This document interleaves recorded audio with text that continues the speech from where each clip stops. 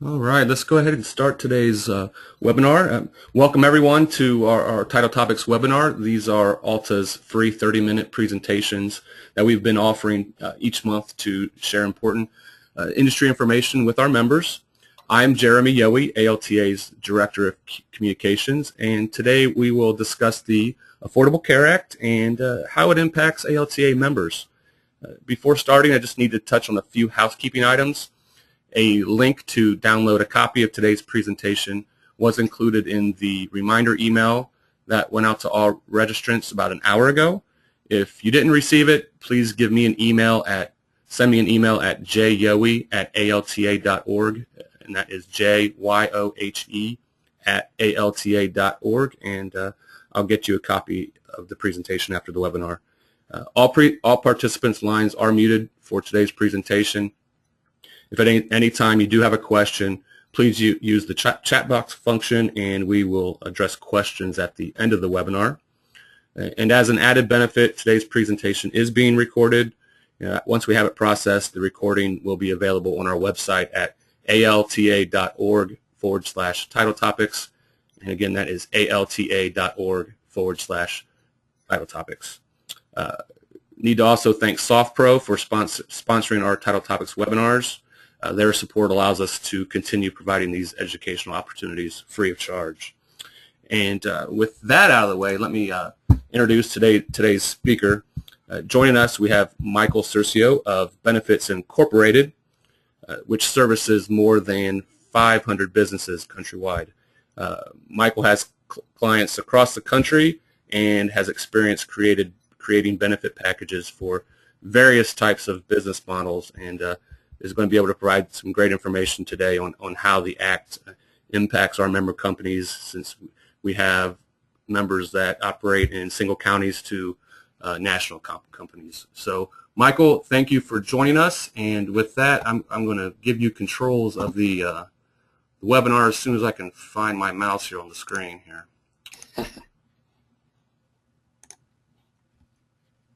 All right. All right, good deal.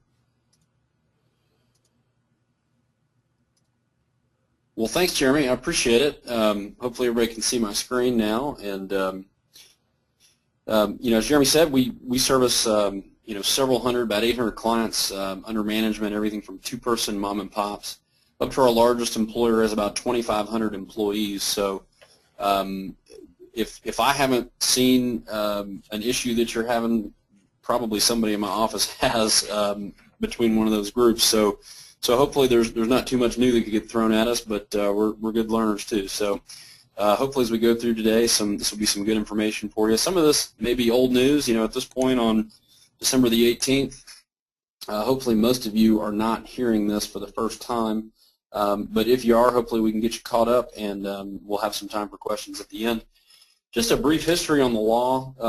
It was enacted in 2010, as I'm sure most of you know, and of course the idea was to try to make health care available and affordable for every American. With that seemingly simple goal in mind, then the trading began on Capitol Hill and across the country, trying to figure out how this thing was going to work. After it was enacted in 2010, you saw basically some real gradual changes at first. 2013, if we fast forward a little bit, is really where a lot of the nuts and bolts of implementation started happening, and then moving next month into 2014 is when we'll see a real change. So in 2013, FSAs were capped at $2,500. There's an additional 9% Medicare tax on high-income earners to help pay for some of the things in the law. Exchange notifications went out beginning October 1. You should have all gotten an exchange notification out to your employees. And then we've asked that everybody start looking to see whether or not they are a large or a small employer in the year 2013, so that we can prepare for 2014. So in 2014 is when sort of the grand reveal will happen. This is when a lot of the new changes go into effect. There'll be no pre-existing conditions any longer for adults, guaranteed availability and renewal of health coverage. You can have no more than a 90-day wait on a group plan now. You used to be able to wait longer than that if you wanted to, but Now 90 days is the longest, so hire a new employee within 90 days, they've got to be on your plan. And then premiums for individuals and for small groups are now going to be based on just 4 simple rating criteria. It's going to be the size of your family, your rating area or your geographic area, your age, and then your tobacco use status, so whether or not you use tobacco. And literally you sit down with a guy like me and go through a rate grid. You look at the different plans, and there they are. So that is those are a lot of the changes coming up in 2014. Of course, the exchanges are open now. Some of you may have already gone on to healthcare.gov. If nothing else, just out of curiosity. Anyway, we are live at this point and moving into January 1. So jumping right in, the employer responsibility. It's going to be up to you guys to count your employees and determine what size you are. That sounds a lot more simple maybe than it is, but basically the law is going to separate employers into 2 groups, large and small. And for the year 2014, that definition, that breakpoint is going to be 50 employees. So if you've got 50 full-time employees, that's folks working more than 30 hours a week or above, then you're going to be considered a large employer under the law and be subject to things like the employer mandate and penalty if you don't offer coverage that meets the affordability standards and that sort of thing. If you're under 50 employees, there's no penalty. You don't have to offer coverage if you don't want to. You could send your folks to the exchange with no penalty.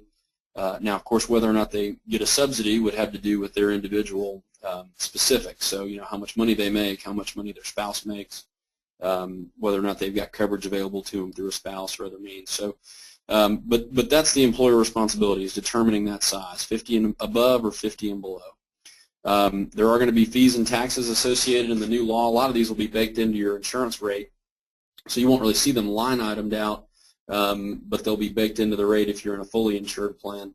If you're in a self-insured plan, then you will see those taxes. You'll actually have to submit those on your own.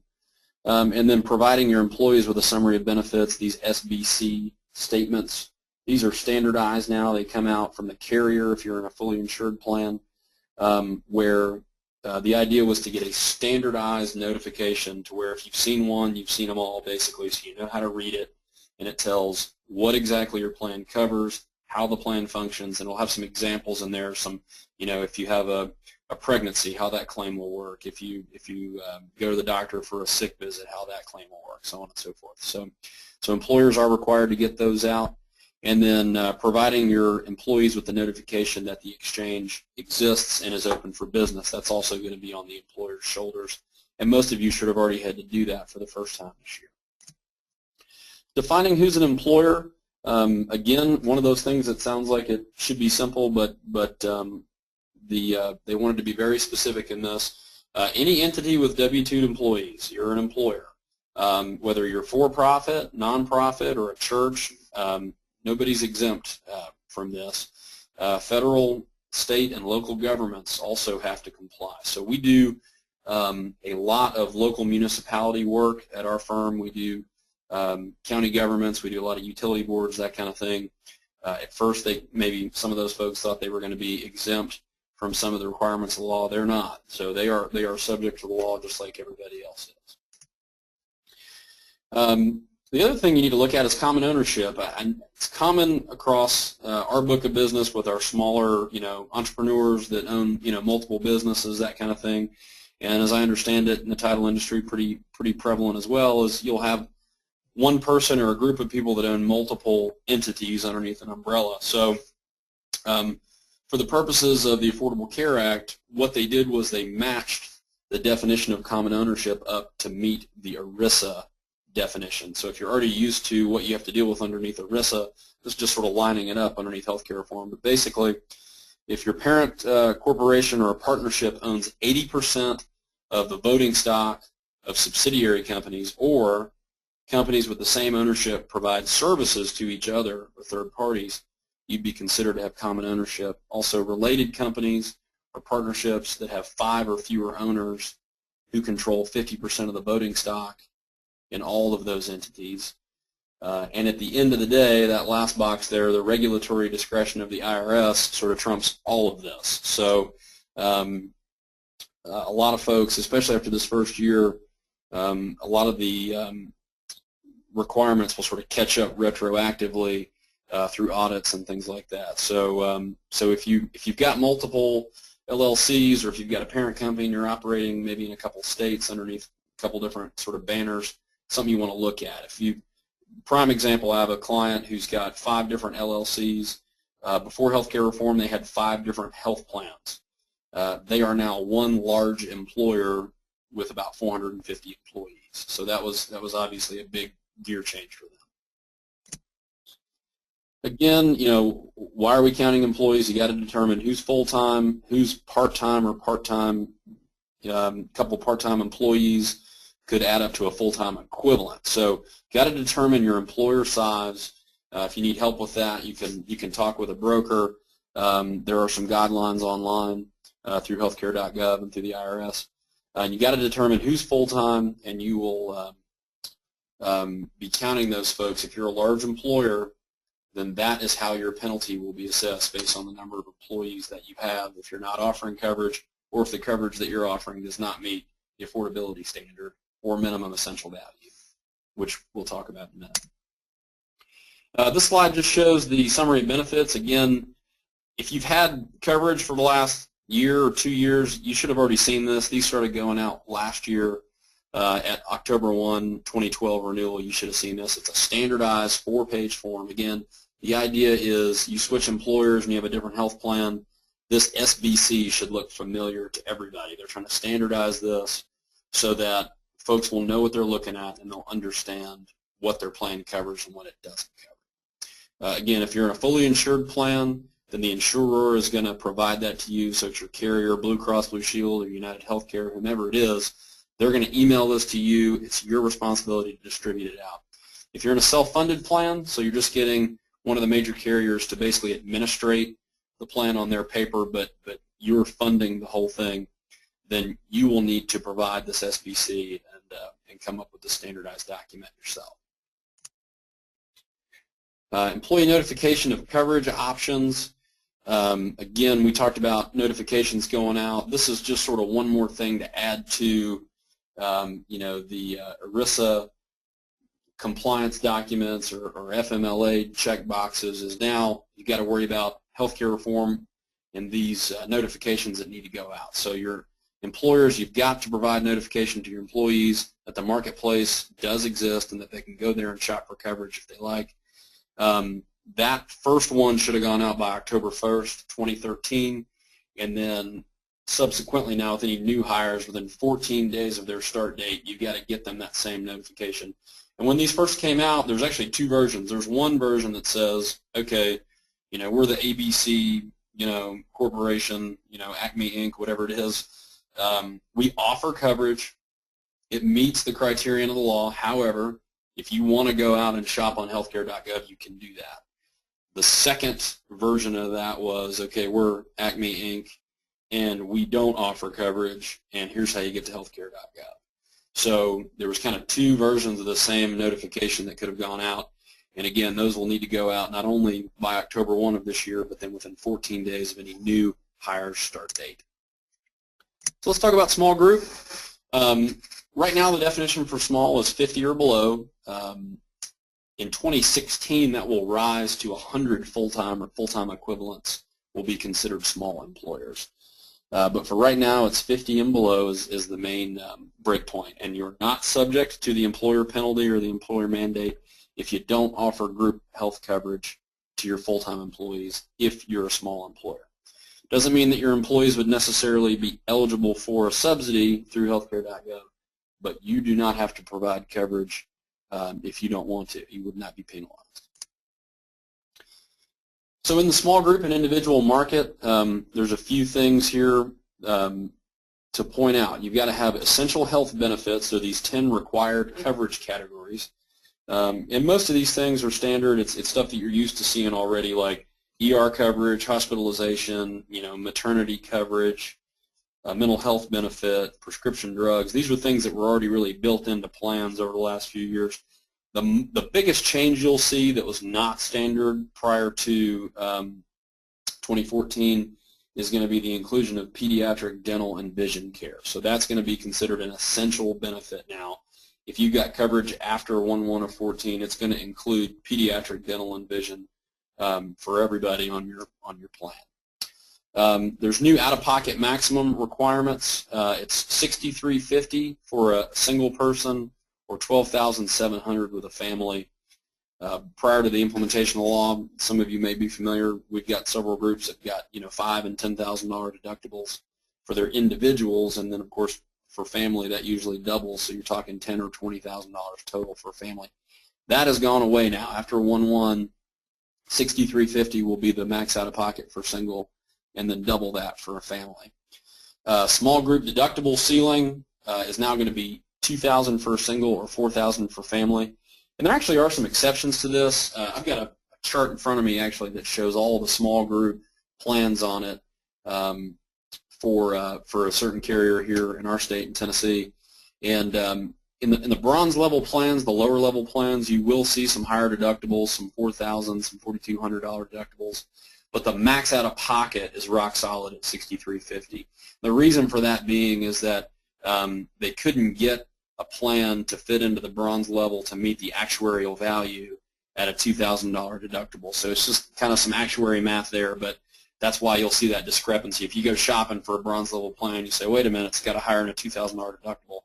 That's why they couldn't get the math to work at the actuarial value level that the law dictated. So, and then you're limited to these metallic coverage levels. So when you're shopping for individual or group coverage now, you're going to be choosing from a bronze, a silver, a gold, or a platinum plan. And as you go up the ladder, obviously, the premiums are going to get more expensive, but you're going to have less out-of-pocket cost outside of that. So bronze, you're going to have, everything's going to go to deductible coinsurance, for example, no office visit copays or RX copays, on out to platinum where, you may have a $0 deductible with an office visit copay and an RX copay. So it climbs up the ladder accordingly. In large group, of course, there is the employer mandate. That has been delayed until 2015, but the look-back period for counting employees will start in 2014. So you'll start to see a lot of employers make decisions about who works full-time and who doesn't moving into next year. But basically, you've got to offer coverage to 95% of your full-time or full-time equivalents, and there is a penalty assessment. If you don't offer coverage, it's going to be $2,000 per person if you're not offering coverage. Now, there's a different penalty if you offer coverage and it's just not affordable. But this is if you do not offer coverage, this is how the penalty will work. If the coverage you offer, however, is not affordable or does not meet the minimum essential value benefits, and one or more of your employees goes to the exchange and receives a subsidy, then you could be penalized. So if you're offering coverage and it doesn't meet the affordability standard, but nobody goes to the exchange, for example, and receives a subsidy, then you would not be penalized. You would only be penalized per head for the folks who go to the exchange and receive the federal subsidy. Again, this is just talking about how that penalty is assessed, and it's based on the number of months that you're out of compliance. So you divide it, it's 1/12, so for each month throughout the year. But I won't go too deeply into that math just because it can get kind of confusing, especially in a webinar. But if you had questions about penalty being assessed, we'd be happy to help you with that. On the affordability standard, you want to make sure that it meets the standard outlined in the law. Their premium costs cannot exceed 9.5% of their household income. Well, if you work for me, I know what I pay you, but I have no idea what your spouse makes. So we had to look to some affordability safe harbors. What you want to do is just make sure that their employee-only premium, so what you're asking them to kick in, does not exceed 9.5% of their wages. You could also look at the hourly wages, times 130 hours a month, and back into the math that way. or you can look at the federal poverty line. So calculate 9.5% of the single individual federal poverty line, and the employee-only premium cannot be greater than that amount. So if you're looking at those safe harbors, because again, you're saying, well, how do I know what, John Q. employees gross, what their take-home pay is? You'd have no idea. So if you get audited and you're following these safe harbor standards, and you can show to where you adhere to at least these safe harbors, then we feel you'll be in good shape. Exchanges or marketplaces. This map just briefly shows which states are participating either in the federal exchange or in a state level exchange. Of course, when the law first came out, I think the general assumption was that more states would want to operate their own exchanges. In fact, the inverse was true. So the darker colored states there are the ones that are operating their own state level exchanges. The lighter colored states are the ones who are working strictly through the federally facilitated exchange. And there's a couple who are doing a partnership. It's kind of a hybrid between the two. But for the most part, you got, a large percentage of the country working off the federal exchange. Types of exchanges is the individual. Then also there's the small group or the shop exchange. It's kind of been put on hold for right now. I think there was kind of enough trouble getting the individual exchange rolled out, and so the focus has really been more on the individual side rather than the shop, which was intended for small groups to be able to go to and shop. And then, of course, private exchanges. This has been something that employers have been really interested in is, okay, instead of me picking one plan that I think would be best for my 40 employees, why don't I offer 3 different plans with a defined contribution and let them pick? And so that's become extremely popular now here just in the last couple of months to kind of empower the employees, but it also limits the employer's outlay, because they know, okay, I've got 40 employees and I'm going to do a defined contribution of $200 a piece. That's what it costs me. It's a way to kind of insulate yourself from that inflation. An exchange is, most of you folks probably have seen this already, so I won't take too much time, but basically it's an online marketplace where you can go and shop. The theory was it would be a Travelocity style shopping experience. For those of us who have messed with healthcare.gov quite a bit, I wouldn't exactly compare it to Travelocity, but that was the idea in mind. But it's basically a place where you can go and shop and see different plans that are available. Again, we talked about the metallic levels, the bronze, silver, gold, and platinum, and that has to do with the cost share associated. So obviously on bronze is the lowest end. You're going to have more out-of-pocket cost, but a lower premium. On up to platinum, where you've got a much higher premium, but you're not going to be spending too much money outside of that premium moving forward. Individual mandate. This does start January 1, 2014. If you do not have coverage as an individual in the U.S. beginning in 2014, you'll have a $95 per uninsured adult or 1% of household income fine in 2014. So $95 or 1% of the household income, whichever is greater. So if your household income is 40 grand, you're going to pay 1% of that. In 2015, the fine's going up to $325 or 2%, and then in 2016, it's going up to $695 per uninsured adult or 2.5% of the household income, whichever is greater. So now strategy. I'm sure this is what most folks really want to know is what do I do with this information? So right now, you want to evaluate any early renewal opportunity you have with a carrier. Most of that time clock has expired here, being, again, towards the end of December. But one thing we're doing across our book of business is we're now analyzing anybody who has, say, a February, March, April, May, June, on into next year renewal, where they're still under an old plan and have not yet moved to a compliant or an SBC plan under the new law. I'm gone ahead and just taking my whole book of business and evaluating, okay, would they be better off moving, going ahead and complying with Law 1.1?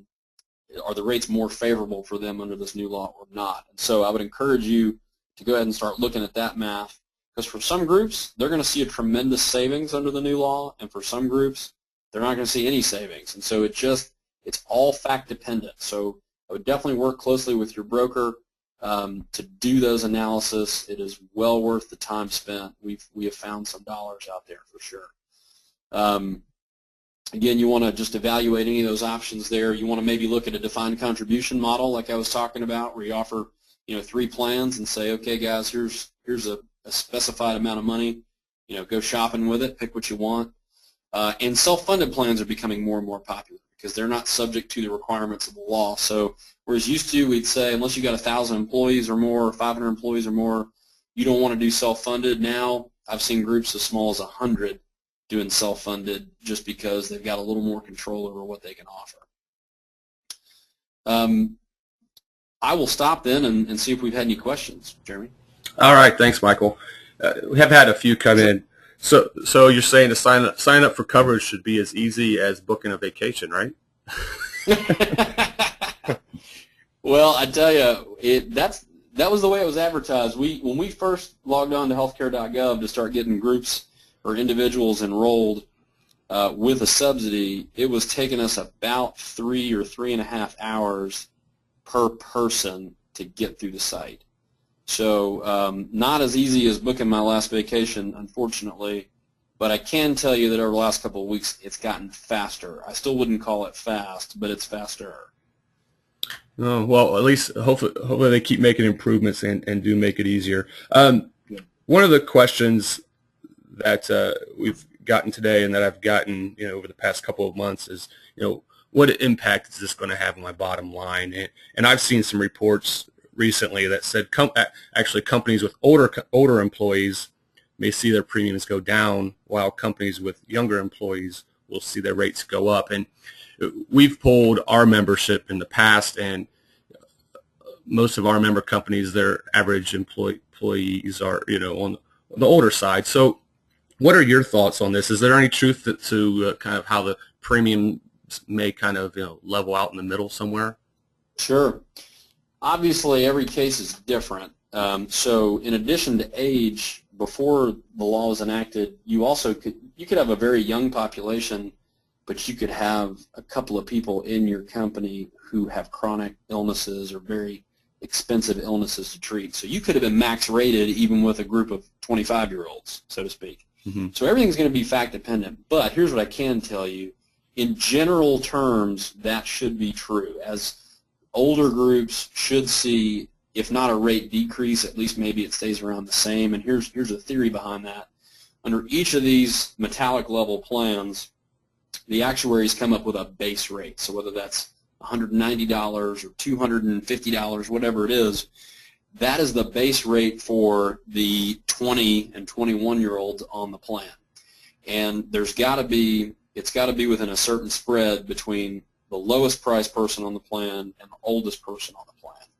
So with the way they've averaged these out by geographic region, in theory, they've taken all the rates and averaged them to the middle with a thing called community rating. So if you've got a group that was older and maybe a little sicker over the years, you could see some rate relief. What I have seen more accurately is groups are not seeing a reduction in cost, but maybe the cost is holding the same, but they're able to buy a better plan. So it's going to have a lower deductible, spending the same money, but instead of having a $5,000 deductible, now they've got a $2,000 deductible.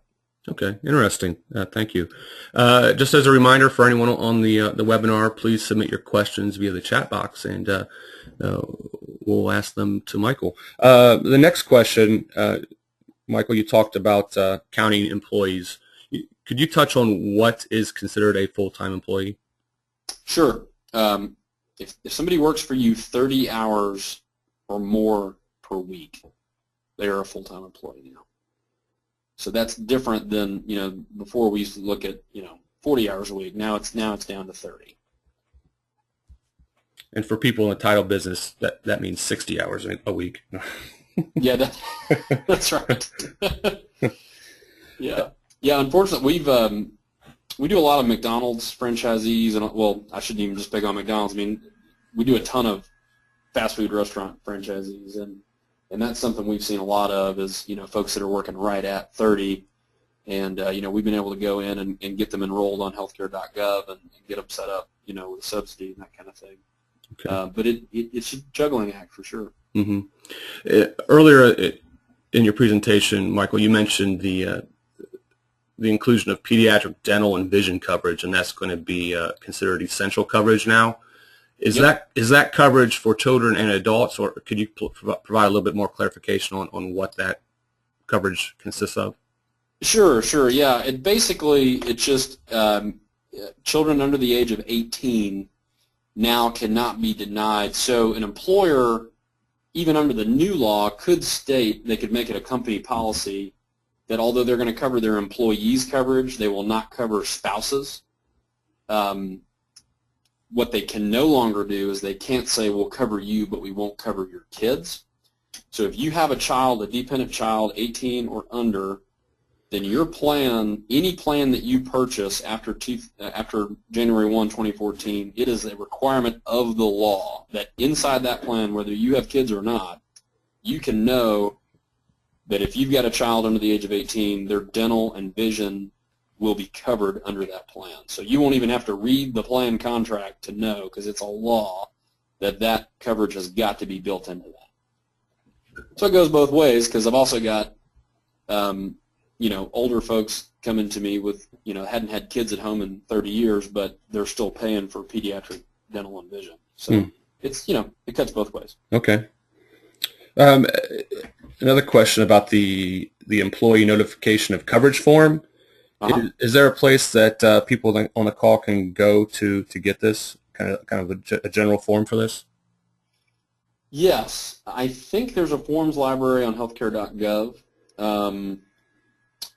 That is where, of course, it got pushed out to us as brokers, but it is available online, and it's a standard exchange. It's called the exchange notification form.